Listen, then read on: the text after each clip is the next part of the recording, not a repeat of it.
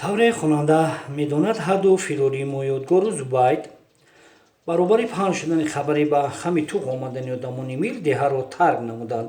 Аз Норимбой меҳмонпарасту дастархондор ва хонадони хушахлоқи ӯ ҷудо шудан барояшон сахт душвор буд, вале илоҷи дигаре надоштанд. онҳо аз бероҳаҳо асп меронданд. қаҳрамонони мо то ки ба чашми рафтуомадкунандагон натобанд, ки медонад аз пешашон ягон одами шиноси ё намояндаи ҳукумат мебарад.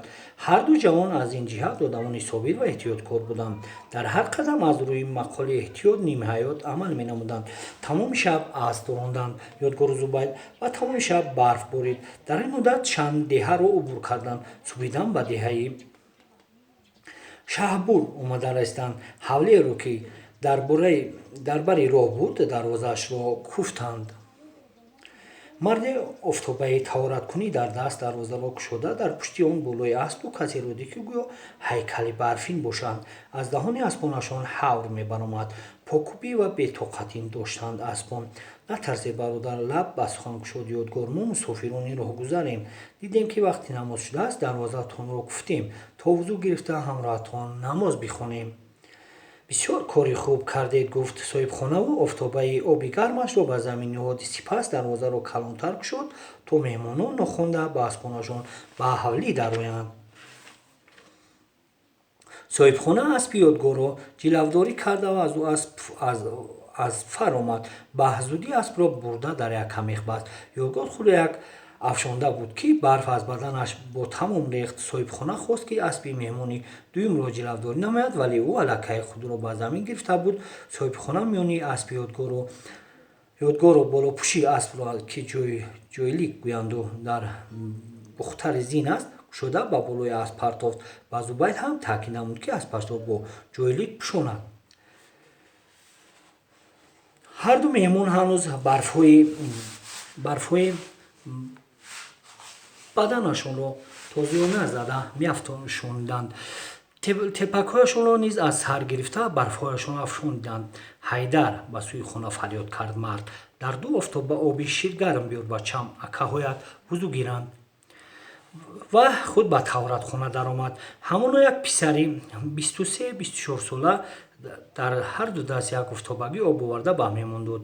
ёдгору Зубайд офтобаро ба баҳри девор гузошта худ таврат шикастанд. мизбон дастҳояшро покунон аз тавратхона берун омад. меҳмононро фармуд, ки пеш аз вузӯ гирифтан чакмонаашонро дар мехҳои тавратхона овезанд ва худ ворид ба хонаашон шуд. боз ба ҳамон ҳайдар фармуд, ки оташдони меҳмонхонаро ба кор андозад, чунки меҳмонон сахт хунук хӯрданд. худ омада меҳмонони вузӯ гирифтаро ҷониби меҳмонхона бурд. ҳайдар аллакай оташро дар дода буд ва ҳезуми хушки писта чарақазанон месӯхт. меҳмонони хунукхӯрда сароғоз дастонашонро ба оташ дошта гарм карданд.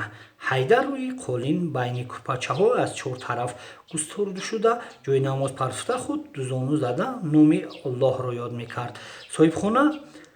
соҳибхонагон ва меҳмонон дар алоҳидагӣ аввал ду ракат суннатро хонданд. баъд соҳиби хона пештар гузашта ду ракат фарзро хонда дод.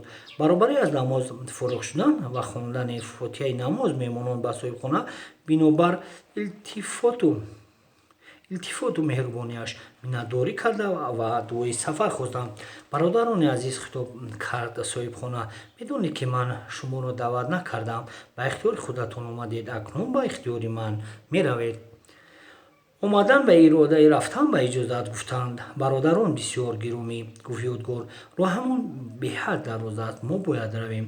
дуруст, нонушта кардан дар кор аст ё не? меҳмонон ҳоло ҷавобе надода, ҳайдар дар косаҳои сафолин ширчой ва як писарбачаи 14-15 сола дастархони пуру нон оварда дар меҳмонхона паҳн намуд. аз пушти он чойники чой оварда шуд. соҳибхона меҳмонон ба ошомидани таом муроот намуд. ҳама хомӯшона ба хӯрдани ширчой бо равғани зард шурӯъ намуданд.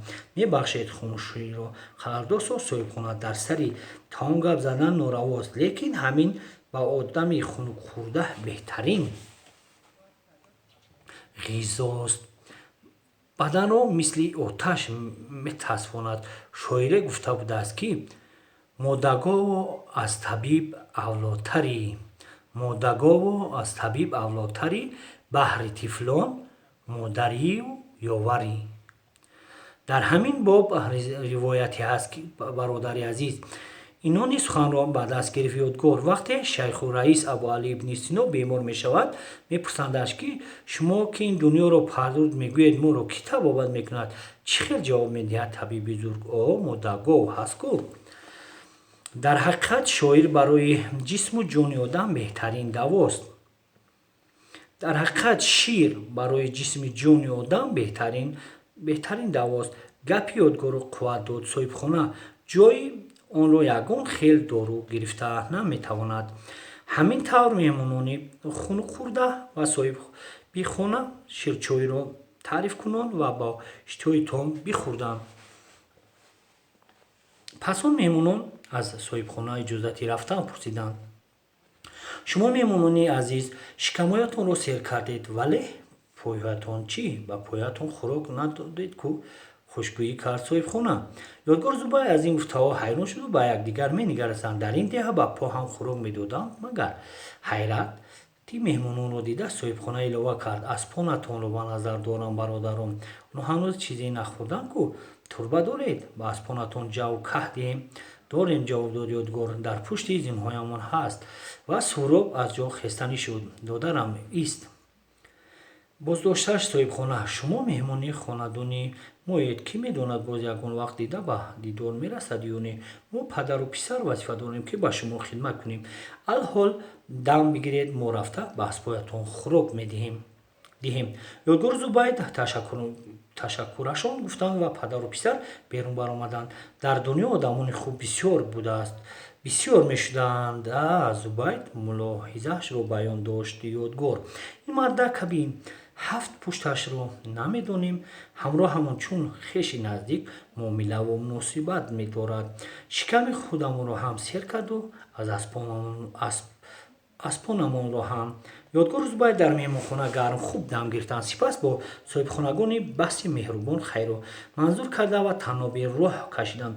соҳибхона хандид, ҳини гусел гуфт: агар кӯратон буд шуду дар бозгашт роҳатон ҳамин тараф ҳафтод, кӯлбаи мо ҳатман дароед.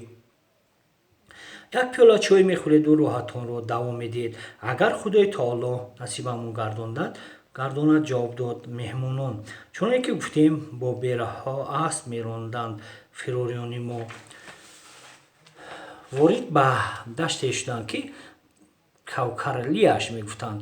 қарибиҳои намози пешин ба деҳаи бешкапа расиданд. хостанд ба аввали хона даромада бо иҷозаи соҳибхона андак дам бигиранд ва хӯрок бихӯранд.